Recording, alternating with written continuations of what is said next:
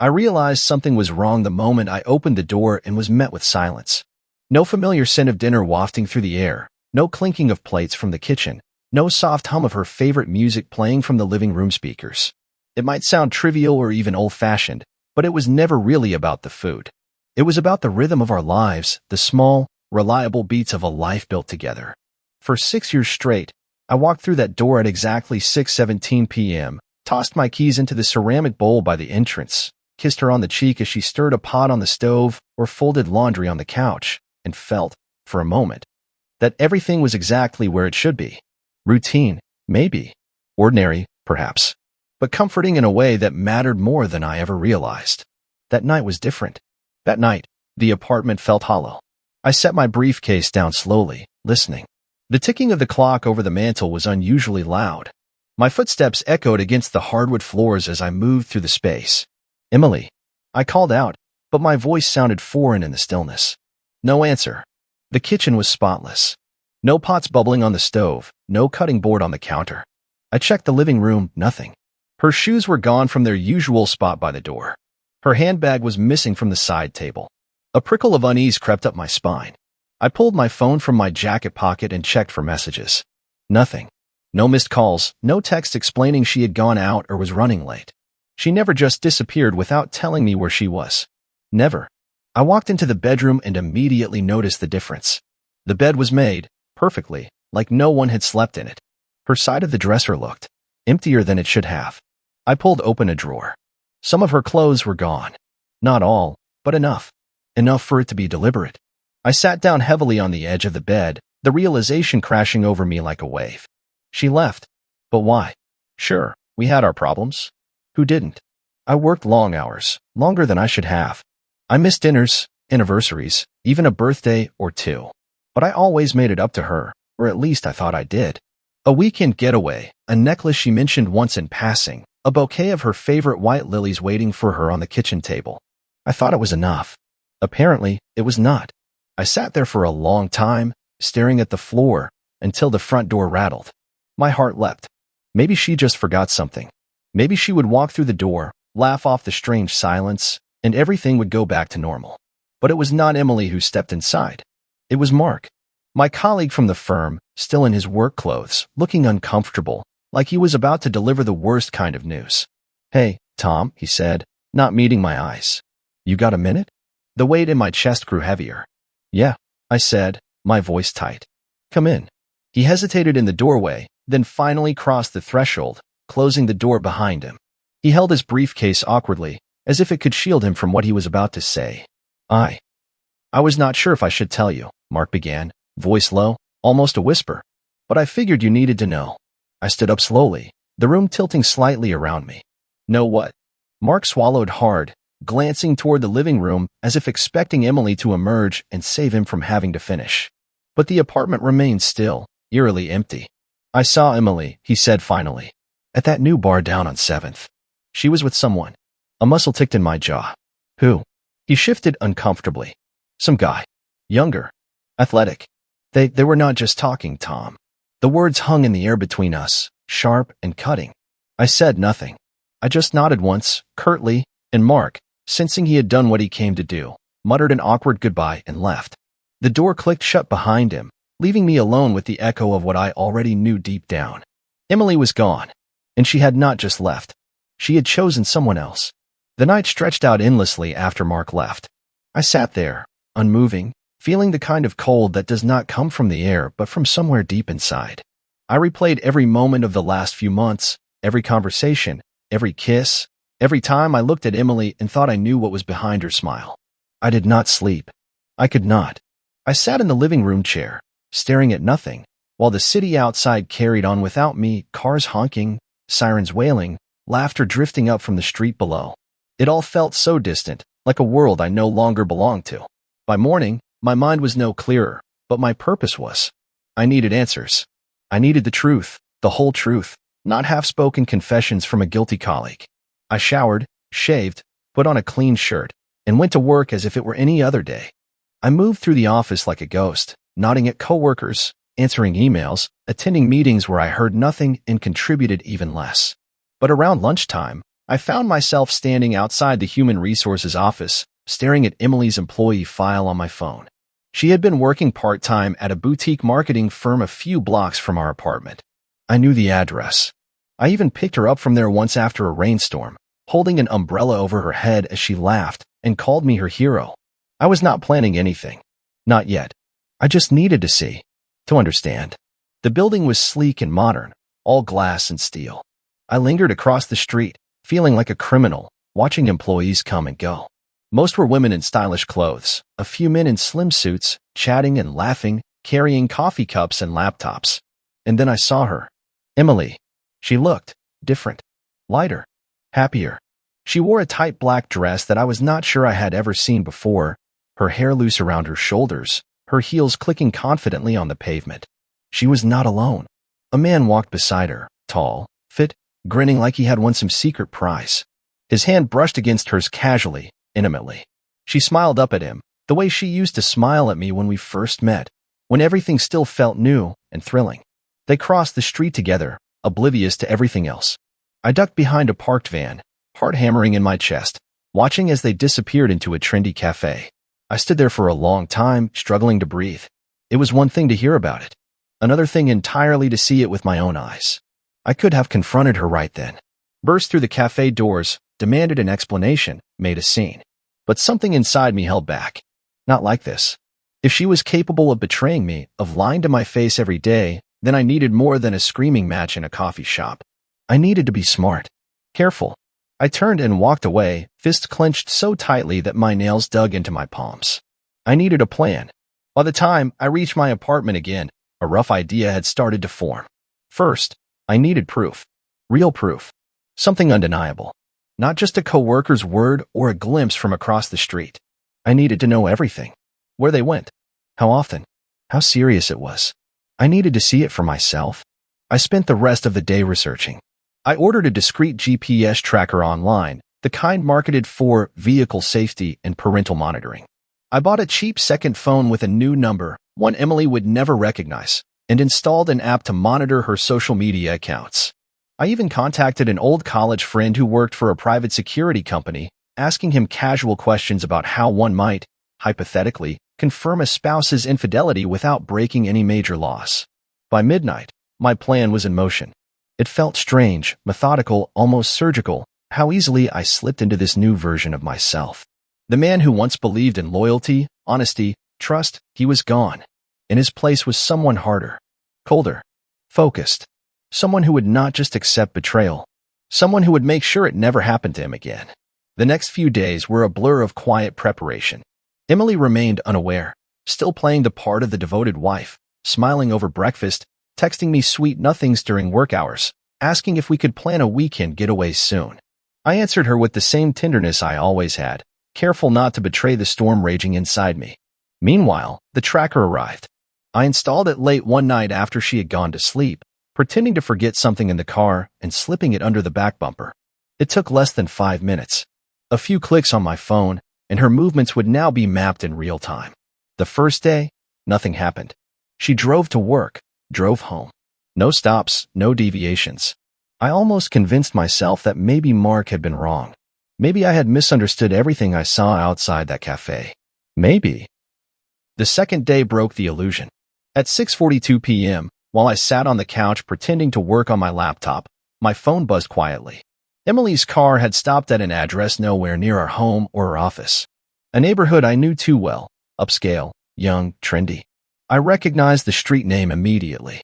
It was where the man I had seen her with lived. I fought to keep my breathing steady as she sent me a text. Working late, love. Big project due tomorrow. Wish me luck. She even added a heart emoji. The rage that simmered inside me was like nothing I had ever felt before. I stared at the message for a long moment, then replied.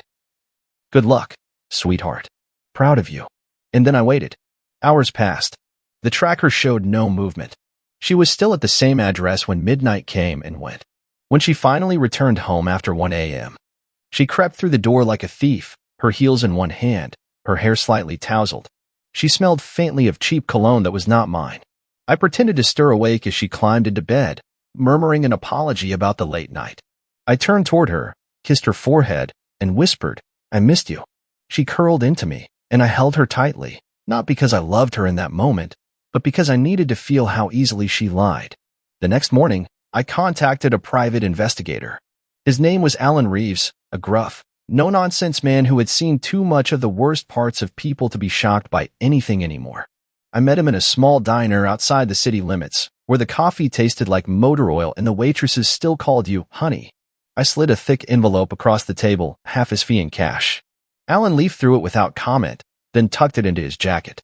"What exactly do you want from me?" he asked, wiping syrup from his mustache with a napkin. "Proof," I said. My voice was steady, almost cold. "Photos. Videos. I want to know everything. Every meeting. Every kiss. Every lie." Alan nodded slowly, his face unreadable. "You sure you want to see it all?" "Some men think they do. Most change their mind after the first set of pictures." I met his gaze without flinching. "I need to see it. I need to know who she really is." He agreed to start immediately. "Follow her. Document everything. Be invisible." He promised that in a week's time, I would have everything I needed. The hardest part was pretending nothing had changed. At home, I was the perfect husband. I cooked dinner. I asked about her day. I made love to her when she wanted, touching her skin with hands that no longer knew if they held a wife or a stranger. Every time she laughed at something I said, every time she kissed me goodbye in the morning, it felt like a fresh wound reopening. But I endured it, because soon I would have the truth. And once I did, Emily would learn that betrayal cuts both ways. A week later, Alan texted me a single word: done. I met him at the same diner, sitting in the same booth, drinking the same burnt coffee. When he slid the manila folder across the table, it felt heavier than it should have. Like it contained not just paper and photos, but the corpse of the life I thought I had. "Everything you asked for," Alan said gruffly. "Dates, times, pictures, even a couple of videos." She was not careful. They never are when they think nobody's watching. I nodded silently, tucked the folder under my arm, and left without finishing my coffee.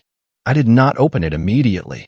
Instead, I sat in my car, staring at the dashboard, feeling the weight of what was about to change. I could have driven away, thrown the folder into a trash can, and pretended none of this had ever happened. Pretended she loved me, that we were happy, that I had not wasted years of my life on a beautiful lie. But pretending was what had gotten me here. It was time to face the truth. I opened the folder. The photos were worse than I had imagined. There was Emily, stepping out of his car, laughing as he tucked a strand of her hair behind her ear. There was Emily, slipping into his apartment building, her hand lingering on his chest. There was Emily, in a dim restaurant, her face glowing with adoration, her lips brushing against his in a kiss that was too intimate, too familiar. And there were videos, too. Short, grainy clips captured from a distance, but unmistakable in their meaning. One showed her waiting at his door, fidgeting nervously, then throwing her arms around him the moment he opened it. Another showed them in a park, sitting on a bench, her legs draped over his lap, his hands on her thighs, whispering into each other's ears. I watched them all, every painful second. When I was done, I closed the folder slowly, methodically. My heart was pounding, but my mind was calm. The evidence was overwhelming, and it was exactly what I needed. The next step was execution. I could not simply confront her, scream, demand explanations she would twist into justifications. I knew Emily too well. She would cry. She would blame me. She would say it was a mistake, that she still loved me, that it would never happen again. And part of me might have believed her. No, there would be no confrontation.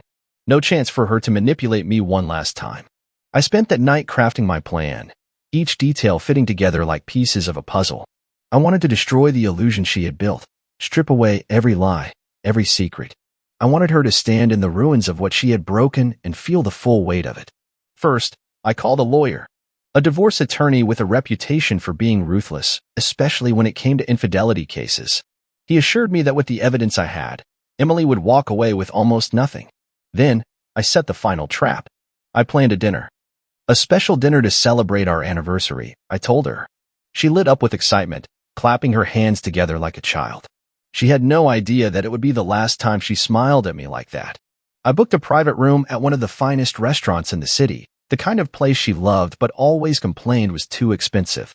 I told her to dress up, to wear that red dress I had always loved. She kissed me on the cheek and said she could not wait. As the day approached, I made my final preparations. I transferred money into a separate account. I packed a bag and left it hidden in the trunk of my car. I alerted the movers to come the next morning to collect my things.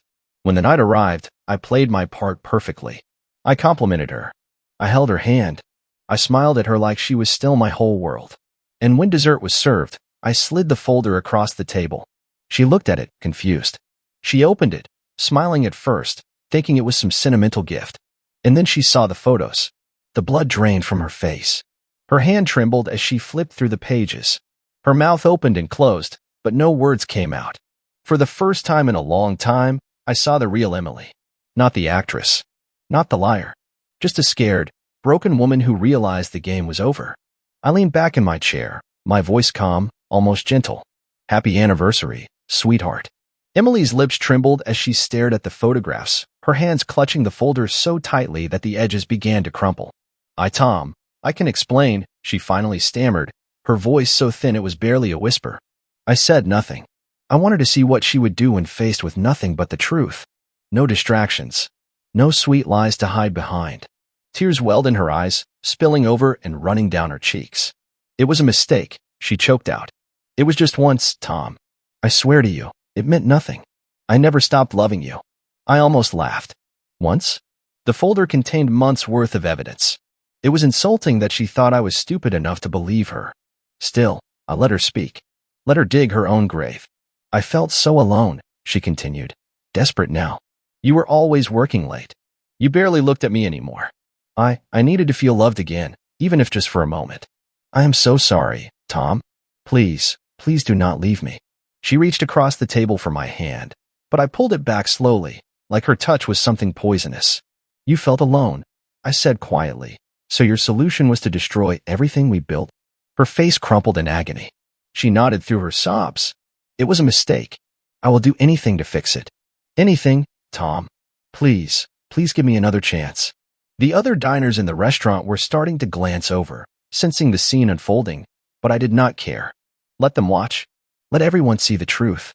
I stood up slowly and dropped the key to her house onto the table. It landed with a hollow metallic sound. Do not bother coming home, I said, my voice low but firm.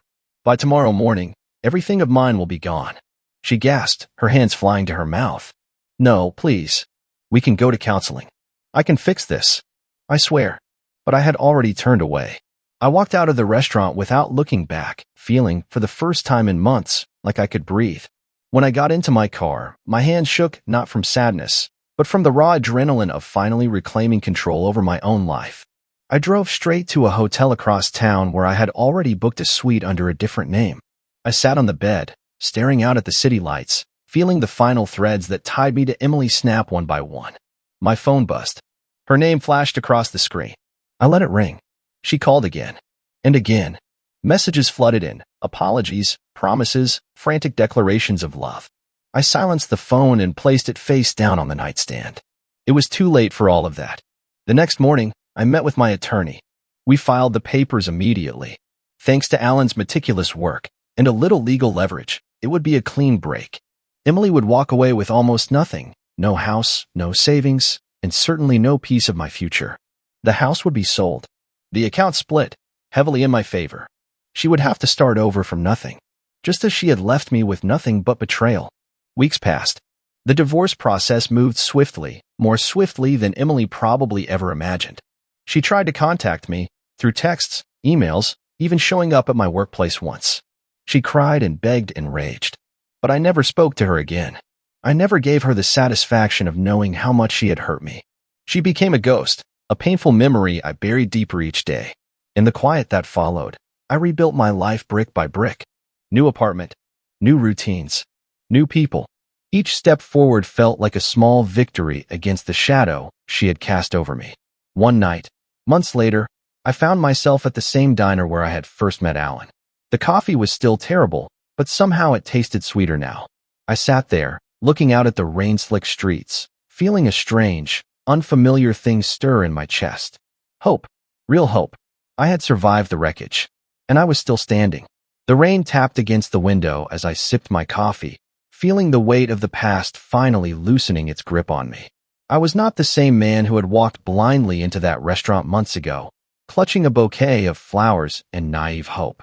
I was harder now, stronger. The waitress brought the check and gave me a small, sympathetic smile. "You okay tonight?" she asked, her voice soft. I nodded. "Better than I have been in a long time," I said honestly. As I slid a few bills onto the table, something caught my eye. At the counter, a woman sat alone, stirring a cup of tea. There was something about her. Not her beauty, though she was beautiful, but her calmness, the way she seemed perfectly at peace even as the world buzzed and rushed around her. For a moment, our eyes met. She smiled. Not the practiced, hungry smile I had seen on Emily's face so many times. This was different. Sincere. Quiet. I hesitated. My heart still carried too many scars. Getting close to someone again felt dangerous, like walking into a burning house. But then I thought of all the nights I had spent trapped in silence, too afraid to live, too angry to move forward. Maybe it was time. Maybe I deserved more than just surviving. Maybe I deserved to live. I stood up, tucked my hands into my jacket pockets, and walked to the counter. She looked up at me with an amused glint in her eyes. "Long night?" she asked. I chuckled, a sound that felt foreign but good. "Long year," I said. She laughed softly, the sound warming the cold places inside me. "I'm Claire," she said, offering her hand. "Tom," I replied, shaking it. Her touch was firm, warm, steady. We talked. Nothing heavy, nothing forced. She told me about her love for photography, her dream of opening a little gallery one day. I told her about my job, about the cities I had traveled to. We both avoided talking about the things that had broken us. It was not the time. Tonight was about something else, the beginning of something new. Hours slipped by unnoticed until the waitress gently reminded us that they were closing. We laughed, embarrassed like teenagers, and stepped out into the misty night. The city lights blurred through the fog, and for the first time in a long time, the world felt full of possibility instead of regret. "Would you like to walk for a bit?" Claire asked, her hands buried deep in her coat pockets. I hesitated just a beat before nodding. "Yeah," I said. "I would." We wandered through the sleeping city, the sidewalks shining with rain, our conversation easy and full of small discoveries. I learned that Claire had grown up in a small town and moved to the city chasing dreams bigger than her zip code. She learned that I had once believed in forever, and that belief had cost me more than I had ever imagined. But there was no judgment in her eyes, only understanding. When we finally stopped outside my apartment building, a comfortable silence settled between us. I could have invited her up. I could have rushed things the way desperate people often do. But I did not want to build something fragile and hollow. Not this time. "Can I see you again?" I asked instead. Claire smiled, that same warm, steady smile that had drawn me to her in the first place. "I would like that," she said. We exchanged numbers, and with a soft wave, she disappeared into the misty night.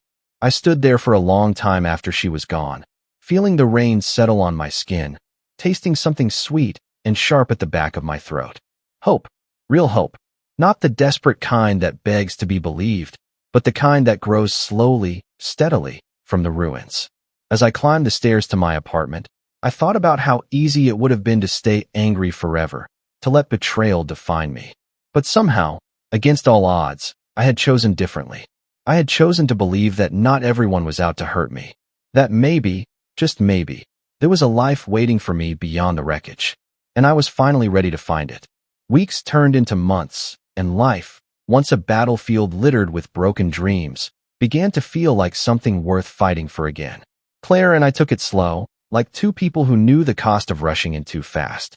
We spent lazy Sunday mornings wandering through art galleries and rainy afternoons curled up in coffee shops, talking about everything and nothing. There were no lies between us. No masks. No need to pretend we were perfect. We carried our scars openly, like medals from wars we had survived. One evening, as we walked along the river, Claire stopped and turned to me, her eyes serious. "I do not want to be someone's rebound," she said quietly. "I want to be chosen. I want to be loved because of who I am, not just because I am not someone else." I took her hands in mine, feeling the steady beat of her pulse beneath my fingers. "You are not a replacement," I said, my voice rough with emotion. "You are the first real thing I have felt in a long time. And if you let me, I will spend every day proving that to you." A tear slipped down her cheek, and I brushed it away with my thumb. She smiled then, that slow, beautiful smile that had become my anchor. And I knew in that moment that whatever lay ahead, we would face it together. The past no longer had its claws in me. Emily and her betrayal were no longer the story of my life. They were just a chapter, a painful one, but one that was over. One night, months later, I heard Emily's name again.